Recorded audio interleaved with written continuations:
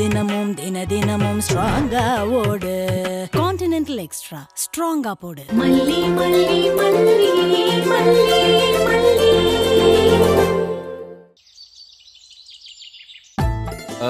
தம்பி, நீங்களும் உட்காருங்களேன், 2 பேரும் சேர்ந்து சாப்பிடலாம். ஐயோ சார், இன்னைக்கு நீங்க தான் கெஸ்ட், உங்களுக்கு தான் இன்னைக்கு முதல் மரியாதை. முதல் மரியாதை அளவுக்குலாம் நமக்கு ஒருத்தலப்பா. ஆமா, அன்னபூர்ணி அம்மா இங்க என்ன வீட்டுல விட்டுட்டு பரபரன்னு அந்த ஓட்ட ஓடினாங்க. ரன்னிங் ரேஸ் சாம்பியன் ஆயிட்டாங்களா ஒருவேளை? சார் விளையாட்டா சொல்றீங்க சார். கொஞ்ச நாள் அப்படிதான் எல்லாரும் பரபரப்பா ஓடிட்டு இருக்கணும். விஜய் பிரதரோட கேஸ் விஷயமா தான் ஏதாவது வேலையா போயிருப்பாங்க. அடுத்த அசைன்மெண்ட் முடிக்க போயிருப்பாங்க சார்.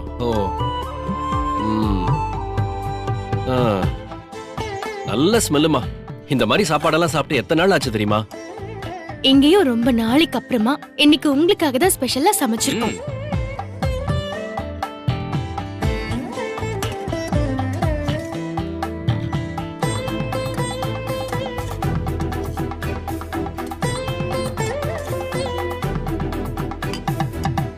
சாப்பிடுங்கண்ணே.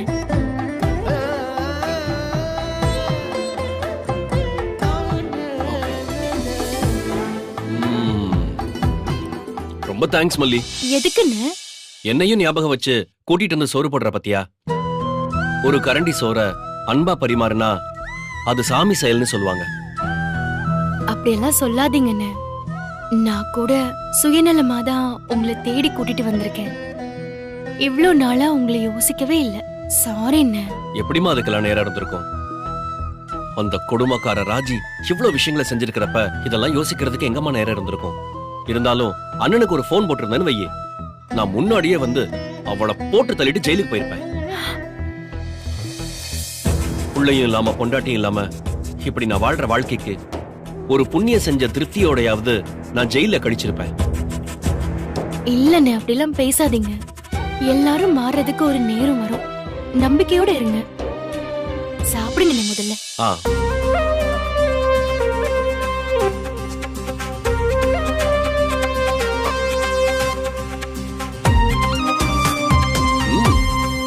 ரொம்ப சூப்பர்மா. நான் இவரை சாப்பிட சொன்னா சாப்பிட மாட்டேங்கிறாரு. ஏன்?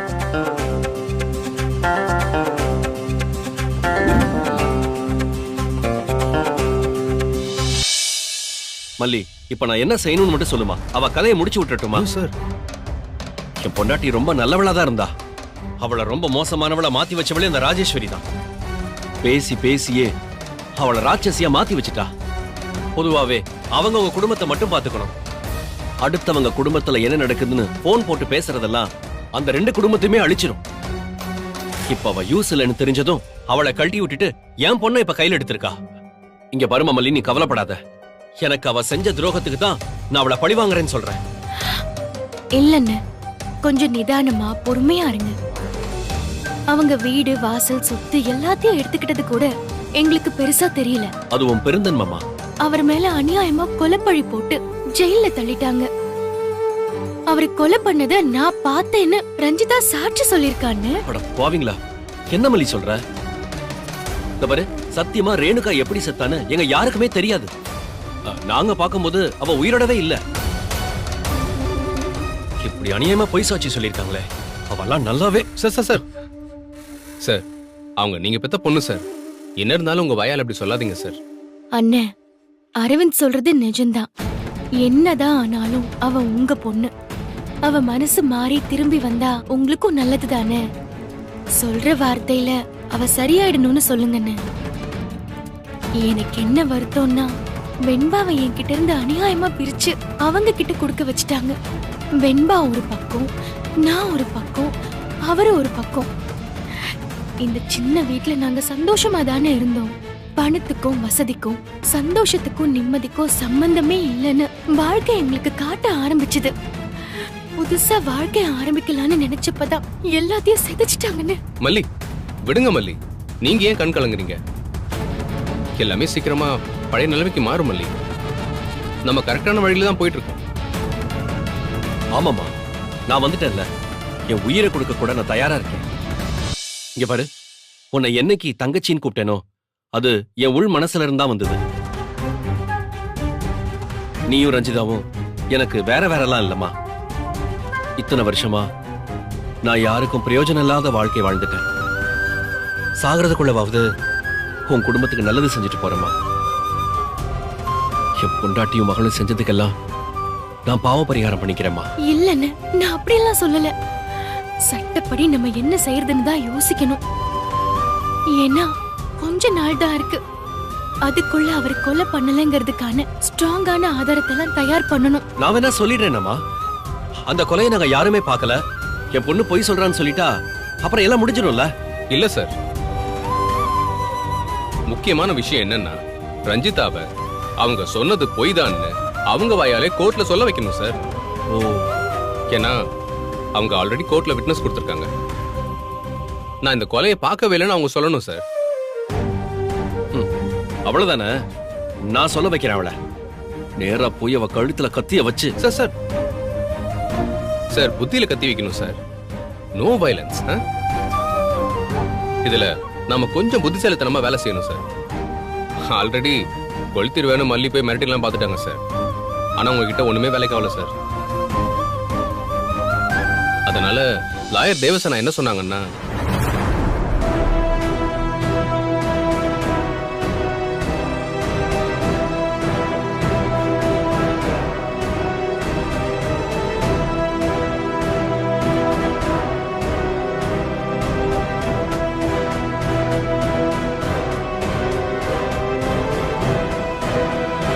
ஓரளவுக்கு நீ சொன்னதெல்லாம் புரிஞ்சிடுச்சுமா, அவ்வளவுதானே? நான் சமாளிச்சுக்கிறேம்மா. சார் ஓரளவுக்கெல்லாம் சொல்லாதீங்க சார். இதுல நம்ம சொதப்பிடவே கூடாது. நம்ம ரொம்ப நெருக்கடியில இருக்கோம். மல்லி, தம்பி என் கூட துணைக்கு இருப்பாருல்ல? தம்பியா? மாப்பிள்ள மாப்பிள்ளையா? எல்லாம் அப்படிதான். நீ என்னம்மா சொல்ற? போக போக தெரிஞ்சுப்பீங்க. என்னம்மா நீ? என் பொண்ணு வாழ்க்கை நல்லா இருக்கணும்னு நினைச்சு சந்தோஷப்படவா, இல்ல இந்த நல்ல பையன் வாழ்க்கை வம்பா போக கூடாதுன்னு நினைக்கவா? எல்லாம் நல்லபடியா நடக்கும்னு நாங்க சொல்றது மட்டும் நீங்க செய்யுங்க. அது போதும் எங்களுக்கு. சரிம்மா, நீ நல்லா இருப்பம்மா, நல்லா இருப்பம்மா.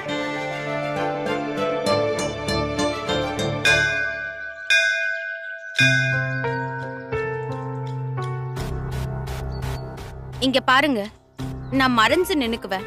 குழந்தைகிட்ட அந்த பொம்பளை நேரா வருவா. அவ வந்த உடனே அட்டாக் பண்ணி அவ கைய கால உடைச்சு விட்டுறணும். நீங்க இன்னைக்கு குடுக்கற அடியில அவ இனிமே ஜென்மத்துக்கும் வெண்பாவை பாக்கணும்னு ஆசைப்படவே கூடாது. புரிஞ்சுதா? புரிஞ்சுது மேடம், நாங்க பாத்துக்கிறோம். நீங்க ஒதுங்கிருங்க. சித்தி வேணாம் சித்தி, நான் வேணா பிக் பாட்டி அவங்க கிட்ட சாரி கேட்க சொல்றேன் ப்ளீஸ். இனிமே போன்லாம் பேச மாட்டேன் சித்தி. ஏய், மரியாதையா போய் அமைதியா அங்க நிக்கணும். ப்ளீஸ் சித்தி, பிக் பாட்டி பாவம், எனக்காக தான் அவங்க ஃபோன் பண்ணாங்க. ஏய், சொல்றது மட்டும் தான் செய்யணும். கம்னு இரு. கை காலோட முடிச்சுக்கலாம்னு நினைக்கிறோம். ஏதாவது அந்த பொம்பளைக்கு சப்போர்ட் பண்ணி சிக்னல் குடுக்கறேன்னு தெரிஞ்சது அவ்வளவுதான் ஒண்ணு. அந்த பொம்பளையோட உயிருக்கு நாங்க உத்தரவாதம் கிடையாது. சரி, வா. கூட்டிட்டு போங்க.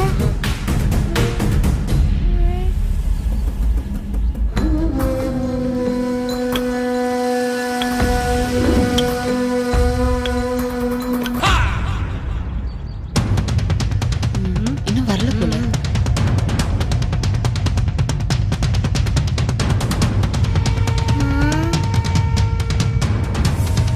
பிக் பாட்டி, வெண்பா குட்டி, வெண்பா குட்டி, யாரோ வராங்க. இவங்க தான் போல.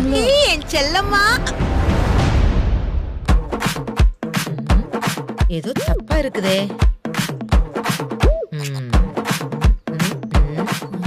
என்ன நின்னுட்டாங்க?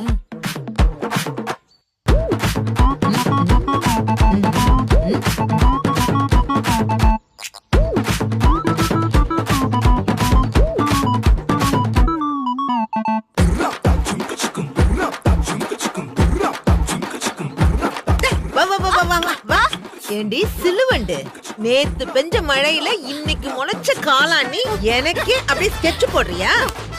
இங்க பாருங்க, தேவையில்லாம பிரச்சனை பண்ணாதீங்க, போயிடுங்க. உங்களுக்கு அவ்வளவுதான் மரியாதை. எப்படி எப்படி எப்படி எப்படி எப்படி நீ அப்படியே குரல் எல்லாம் மாத்தி பேசினா நான் அப்படியே நம்பிடுவேனா? போடி பைத்தியக்காரி, என்ன பத்தி உனக்கு முழுசா தெரியாம எங்கிட்டயே அப்படியே மோதி பாக்குறல? எப்படி கண்டுபிடிச்சேன்னு பாக்குறியா? நாங்கெல்லாம் கோட் வேர்ட் வச்சிருக்கோம், அதெல்லாம் உனக்கு தெரியாது. ஏன்னா நீ ஒரு மர மண்டை. இங்க பாருங்க, என்ன விடுங்க, எனக்கு ஒண்ணும் தெரியாது. என் கழுத்தை ஏன் பிடிக்கிறீங்க? விடுங்க. இருடி என்னக்கா இது குழந்தைகிட்ட யாரோ வருவாங்க அடிச்சு கை கால் உடைக்கணும்னு சொன்னாங்க. யாரோ மேடம் கிட்ட பிரச்சனை பண்றாங்க. அதாண்டி எனக்கு ஒண்ணுமே புரியல.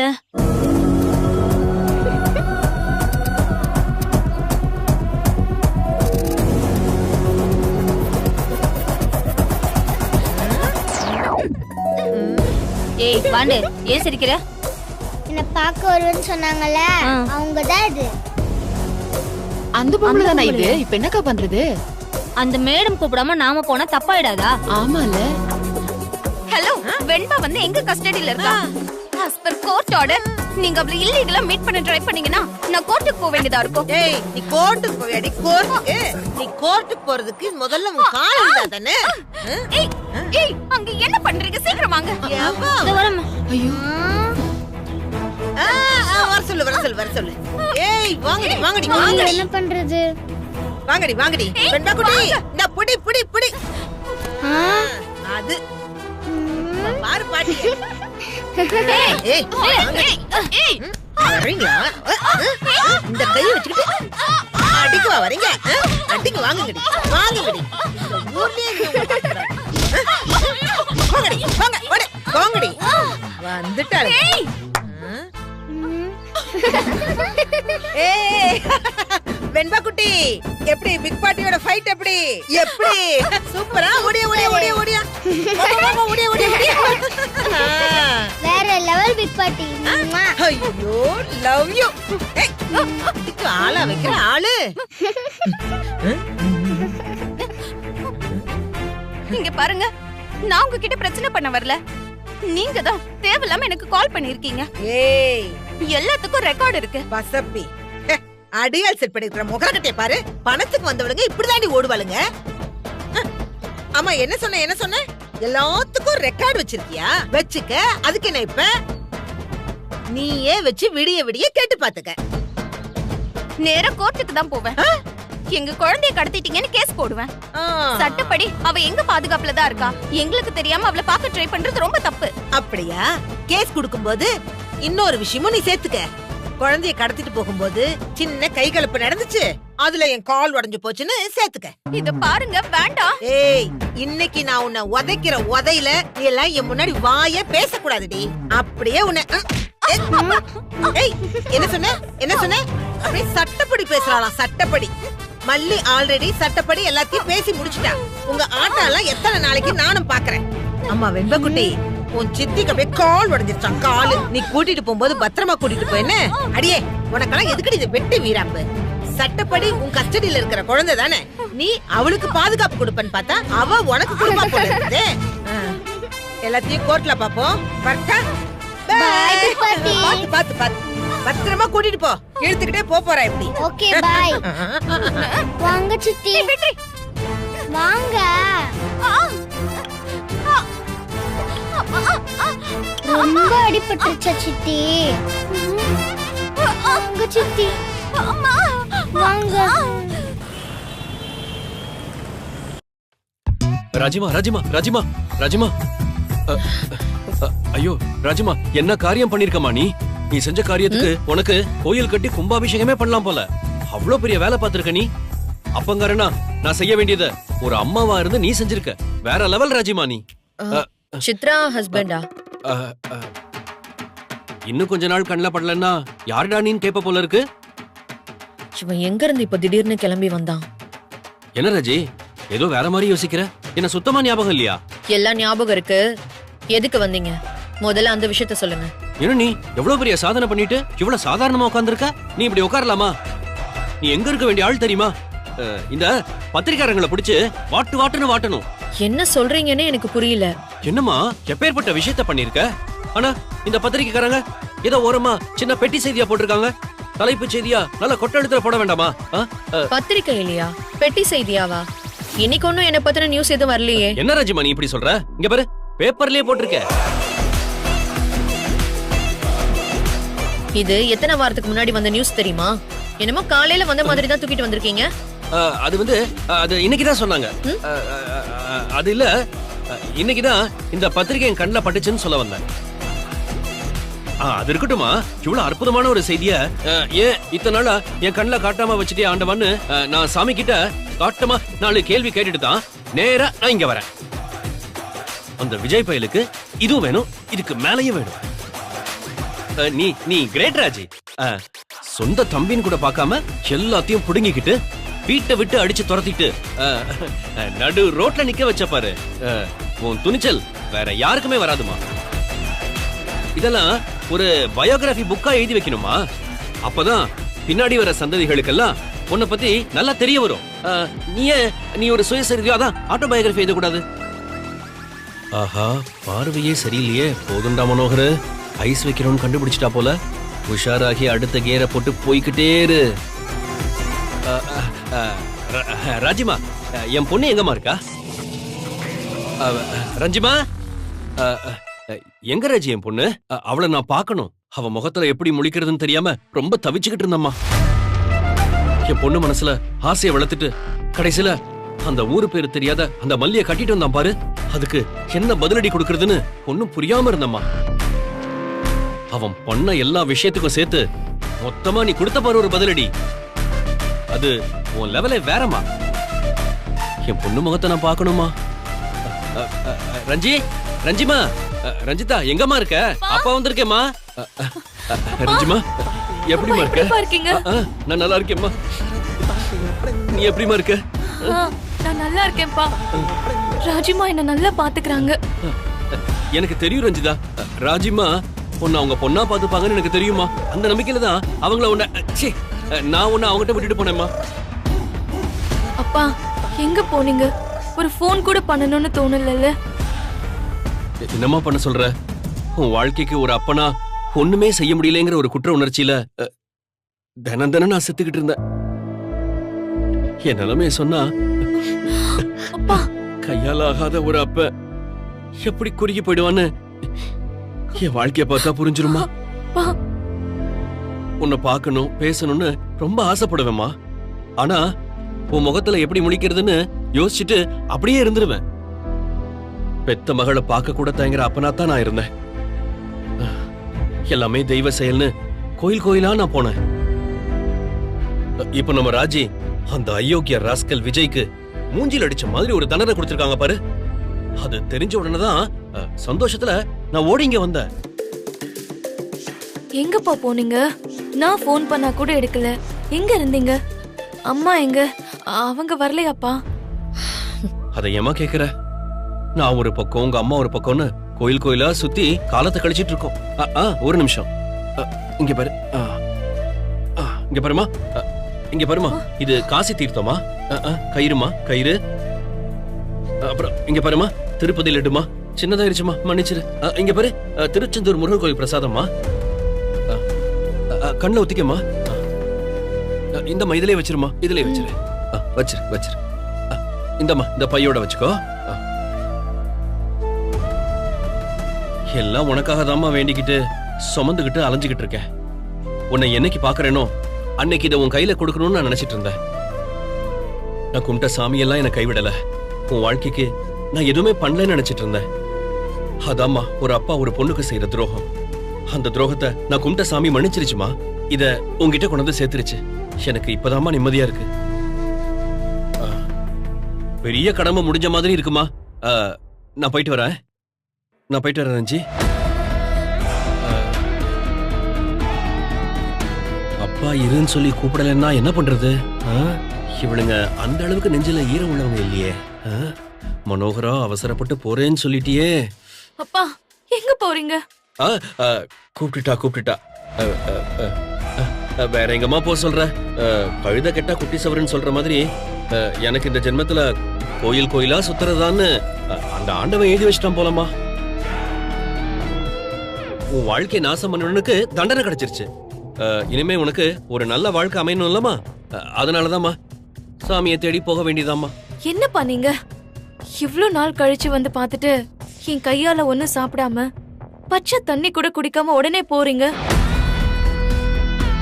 ஒரு 10 நாளாச்சு இருந்துட்டு போங்கப்பா ப்ளீஸ். ஆஹா, இதை எப்படிரா இவ வாயில இருந்து புடுங்கலான்னு நினைச்சேன். உடனே சொல்லிட்டா. ஆச்சரியமா தான் இருக்கு. மழை கொட்டுன்னு தான் கொட்ட போகுது. ஆனா ஒண்ணு, இந்த 10 நாள 20 நாள மாத்திர வித்தை என்கிட்ட இருக்கு. அது சரி, என்ன ஓனர் மேட சத்தத்தையே காணோம்? என்ன வந்தோன்னு போறேன்னு சொல்றீங்க? அதான் உங்க பொண்ணு ஆசைப்படுறாள்ல, கொஞ்ச நாள் அவ கூட இங்க இருந்துட்டு போங்க. உடனே சரின்னு சொல்லிட்டா அல்பம் நினைச்சிட மாட்டா? கொஞ்சம் யோசிக்கிற மாதிரி நிப்போம். யோசிக்க என்ன இருக்கு? உங்க கோவில் சாமி எல்லாமே அங்கங்கதான் இருக்கும். எப்ப வேணா போய் பாத்துக்கலாம். உங்க பொண்ணோட கொஞ்ச நாள் இருங்க.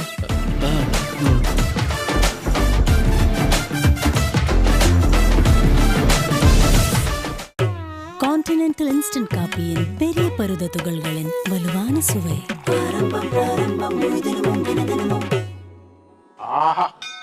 ஆரம்பம் பிராரம்பம் ஸ்ட்ராங்கா போடு, முழு தினமும் தினமும் ஸ்ட்ராங்கா ஓடு. கான்டினென்டல் எக்ஸ்ட்ரா ஸ்ட்ராங்கா போடு.